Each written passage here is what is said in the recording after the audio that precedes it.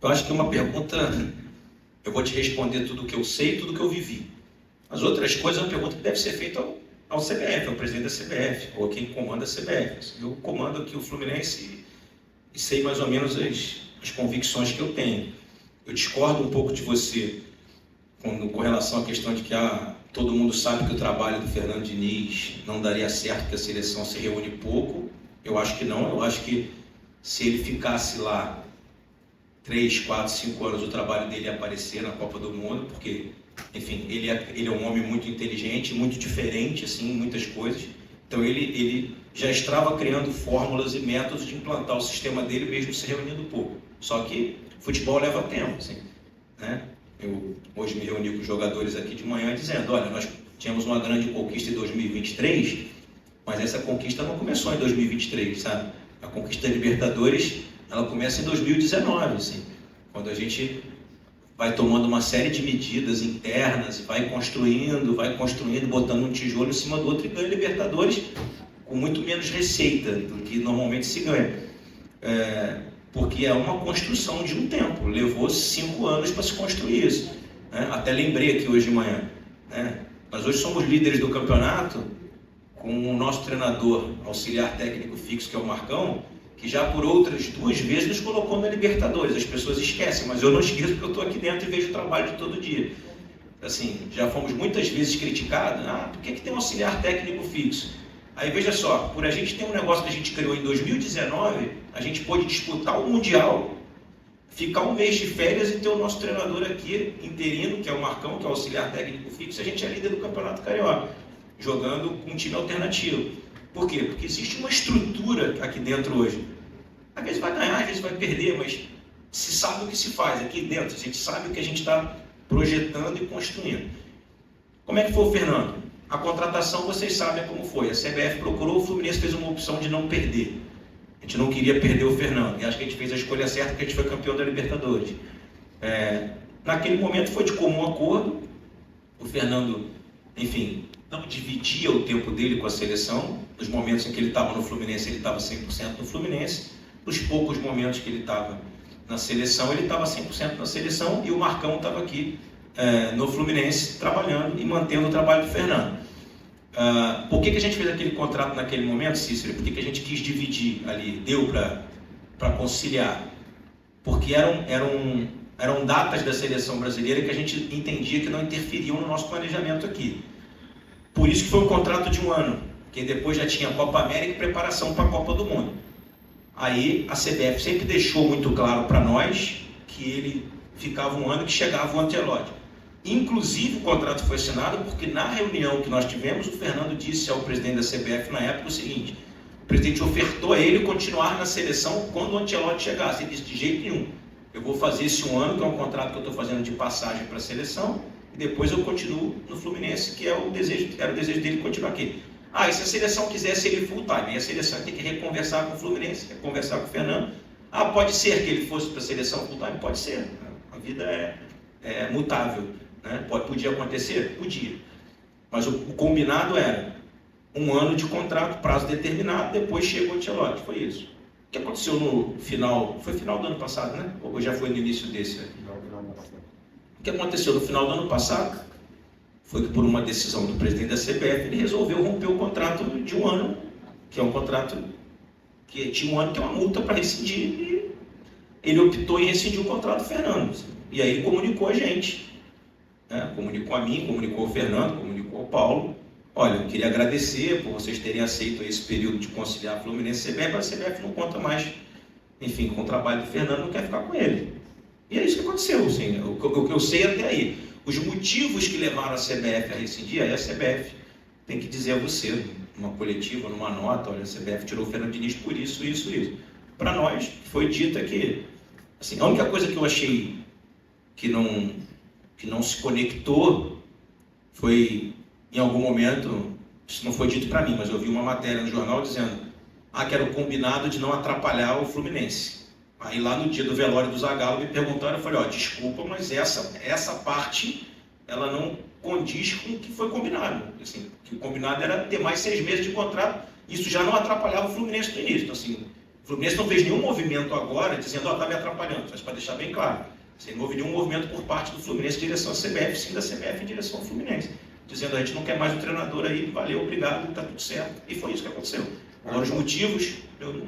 Mas faltou um respeito com o profissional do Fluminense. Sim, contrataram um outro profissional antes de comunicar a ele essa ideia. Assim, aí também uma pergunta que, assim, também eu não sei se foi feito isso, assim, se também ouvi, se foi contratado antes, aí eu concordo com vocês. Que eu, por exemplo, nunca fiz isso aqui, né? Assim, nunca faço. Aliás, eu nem abro conversa com profissionais de fora se eu tiver um profissional sentado na cadeira trabalhando. Mas aí, enfim, a linha de cada um eu respeito. Enfim. Mas acho que também a gente fica chateado em algum momento, depois passa, a vida segue. Enfim, a gente torce muito pelo sucesso da seleção, do Dorival, enfim, que é um treinador que eu respeito e gosto muito como pessoa também.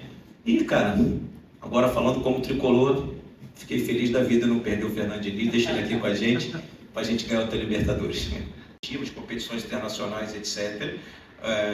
Mas, obviamente, que existe um mercado de valores nesse sentido.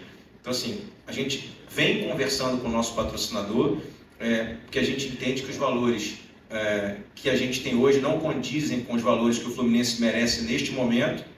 Já foi um bom contrato, hoje, financeiramente, não é um bom contrato, mas é um contrato em vigor que está sendo discutido. Se a gente conseguir caminhar para uma renovação, repito, com os valores que o Fluminense entende justos, a gente vai ficar muito feliz.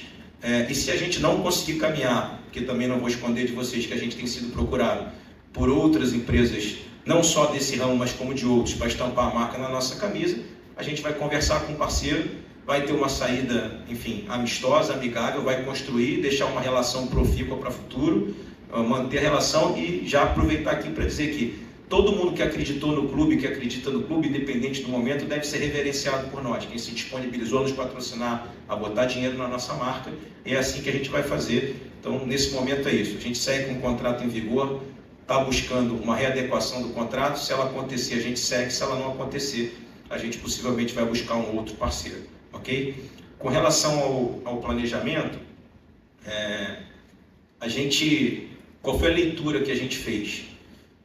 Primeiro, sobre a mescla, até para deixar muito claro para vocês, essa mescla num clube como o Fluminense ela é muito importante, dos jogadores experientes, né, mesclados com a juventude, porque não é segredo para ninguém que nós, por não termos uma situação financeira, não sermos um dos clubes mais abonados do Brasil em termos de receita, né, também em razão de enormes discrepâncias que existem no futebol brasileiro, nós temos dificuldade de compra de direito econômico, de aquisição, porque o mercado subiu muito.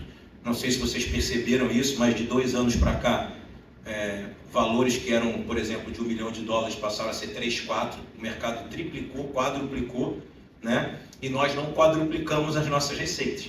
Então, por nós não termos quadruplicado as nossas receitas, a gente, às vezes, não consegue acompanhar. Então, é muito importante que a gente tenha o entendimento e a paciência de saber que a gente vai buscar, quando a gente fala aposta, né, parece sempre que é um jogador jovem, mas não, a gente aposta muito em jogadores que são grandiosos e que talvez não tenham feito um bom momento no ano anterior e a gente vai acreditar neles aqui. Ou que, por exemplo, tenham saído de clubes, como foi o caso do Felipe Melo, que saiu do Palmeiras, né, em término de contrato, e imediatamente a gente pegou porque entendia que ele ainda tinha muita coisa para dar no futebol e a prova está aí com o título da Libertadores que a gente conquistou. Então a gente vai seguir nesta filosofia de ter jogadores da casa que a gente forma e trazer jogadores já tarimbados que a gente não precisa desembolsar valores de compra de direito econômico. E em uma ou duas possibilidades, como aconteceu no caso do Terãs, a gente vai fazer o desembolso, né, também para explicar para a torcida, tanto quando a gente paga quanto a gente recebe, esses valores que são divulgados, eles também nunca são à vista.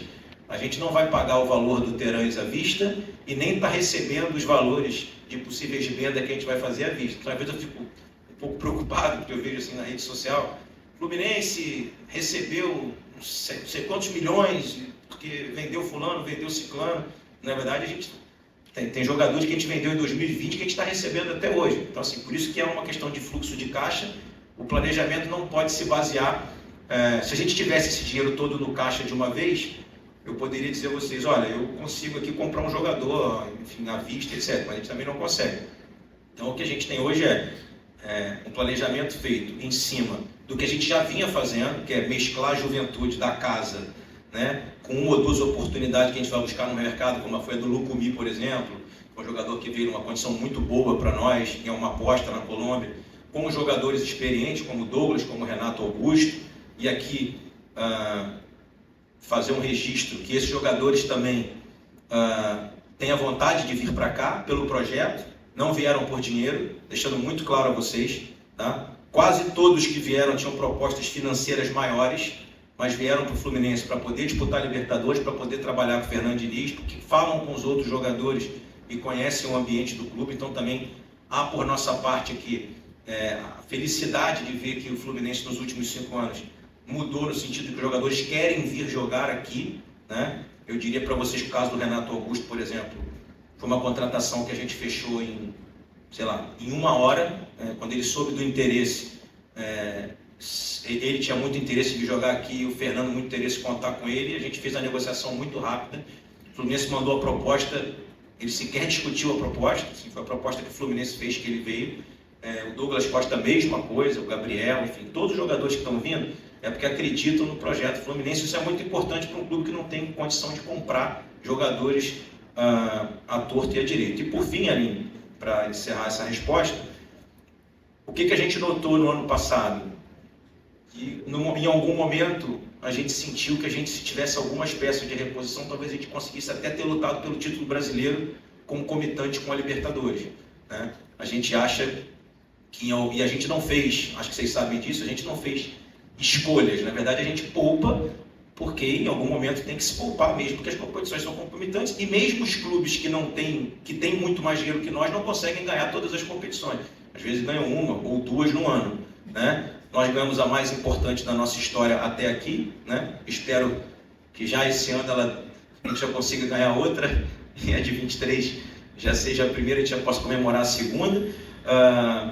Mas assim, o que a gente notou foi que talvez a gente conseguisse ter mais peças de reposição com experiência, não especificamente melhores, porque as nossas peças de reposições eram boas, mas a gente tinha talvez peças menos experientes. A gente consiga em 24 talvez ganhar mais de um título grandioso, etc. Então assim, é uma nova aposta nossa, repito, sem fazer nenhuma loucura. Óbvio que eu também não vou esconder de vocês que há um reajuste na folha em razão dessas chegadas, é um reajuste dentro das nossas condições, bem abaixo daquilo que a gente vai ter de aumento de receita, porque a gente tem que continuar pagando dívida. Se o clube não tivesse dívida, eu poderia dizer a vocês que a gente conseguiria em 2024, sei lá, dobrar a folha, né? Mas a gente não consegue chegar nem perto disso, só para vocês ficarem absolutamente tranquilos. A folha segue dentro do nível que o Fluminense consegue pagar,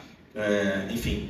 Mas a gente acredita muito que essa encorpada que a gente deu no elenco vai nos credibilizar a ser mais competitivo ainda que 2003. Isso não significa que a gente vai ganhar, né? São questões diferentes. Uma coisa é o planejamento, a outra é o resultado do que se planeja, mas a gente acredita, sinceramente, que a gente vai estar mais competitivo ainda em 24 do que em 23.